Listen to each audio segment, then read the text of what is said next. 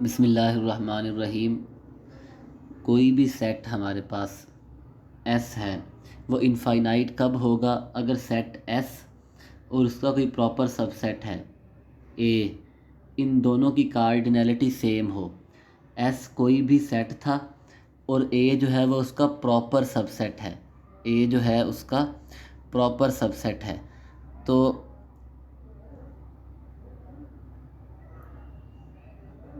ए उसका कोई भी हमारे पास प्रॉपर सबसेट है। तो एस इनफाइनाइट कब होगा? जब एस में नंबर ऑफ़ एलिमेंट्स और ए में नंबर ऑफ़ एलिमेंट्स सेम हो, यानी उनकी कार्डिनैलिटी सेम हो। और वो कैसे चेक होती है? जब ए और एस इक्विपोटेंट हो, इक्विवेलेंट हो, यानी ए और एस के दरमियान एक बाइजेक्शन हो। A set S is infinite if it has the same cardinality as a proper subset of itself. Otherwise S जो है वो फाइनाइट होगा। फॉर एग्जांपल अगर एस के अंदर 5 एलिमेंट्स हैं, 1 2 3 4, हमें तो पता है ये हमारे पास फाइनाइट है, काउंटेबल भी है। तो प्रॉपर सबसेट के अंदर कितने एलिमेंट्स होंगे? या 3 हो सकते हैं, या 2 या 1। तो प्रॉपर सबसेट और एस की कार्डिनैलिटी सेम नहीं है। लेकिन हमने पीछे प्रूव किया था कि Z और E इन दोनों की कार्डिनैलिटी सेम है और ये इसका एक प्रॉपर सबसेट है ना। तो Z इन्फिनिट था। तो सेट जो है वो हमारे पास इन्फिनिट कब होगा? जब उसकी और उसके प्रॉपर सबसेट की कार्डिनैलिटी सेम हो। ठीक है। जैसे हमारे पास सेट ऑफ नेचुरल नंबर्स और जो सेट ऑफ इंटीजर्स। अब सेट ऑफ नेचुरल नंबर जो है वो हमारे पास उसका प्रॉपर सबसेट है, लेकिन उन दोनों की कार्डिनैलिटी सेम है। आगे है हमारे पास डी न्यूमरेबल या काउंटेबल सेट्स। कोई भी सेट हमारे पास हो एस, उसे हम कहेंगे कि ये डी न्यूमरेबल है। डी न्यूमरेबल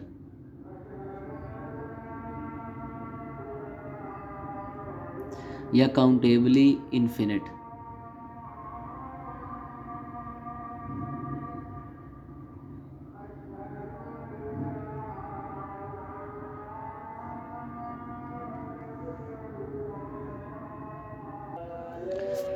तो एस जो है वो हमारे पास डी न्यूमरेबल या काउंटेबली इन्फिनिट होगा अगर हमारे पास कोई फंक्शन हो, bijective function, set of natural numbers से एस तक।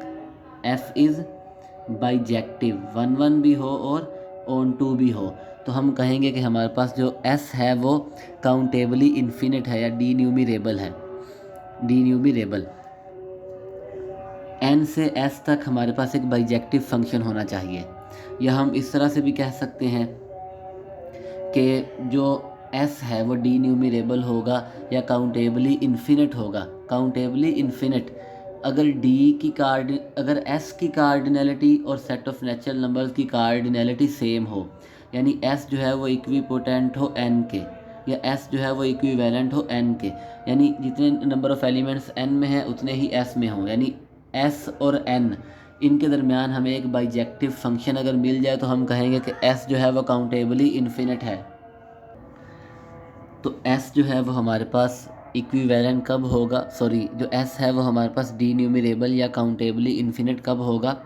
जब एस और एन के दरमियान एक बाइजेक्टिव फंक्शन हो, या एस की कार्डिनैलिटी और एन की कार्डिनैलिटी सेम हो, तो हम कहेंगे कि एस जो है वो डी न्यूमरेबल या काउंटेबली इन्फिनिट है।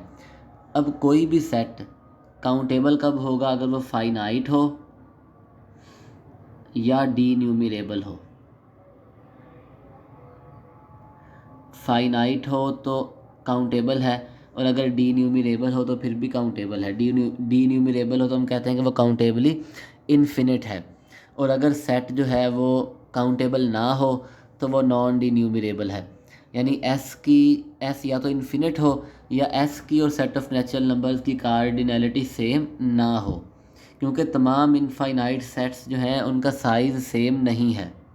जैसे सेट ऑफ रियल नंबर्स हैं तो ये काउंटेबल भी नहीं है। अब काउंटेबली इन्फिनिट से मुराद क्या है? लेमैन लैंग्वेज में इससे मुराद ये है कि हम सेट के एलिमेंट्स को लेबल कर सकते हैं, लिस्ट कर सकते हैं। Set S is countably infinite if and only if the elements of A can be listed as an infinite sequence without repetition. हम कह दें ये पहला एलिमेंट है, ये दूसरा है, ये तीसरा है, ये चौथा है, ये पांचवा है, एंड सो ऑन। हमने एलिमेंट्स को लिस्ट कर दिया है, तो ये है काउंटेबली इन्फिनिट का मतलब।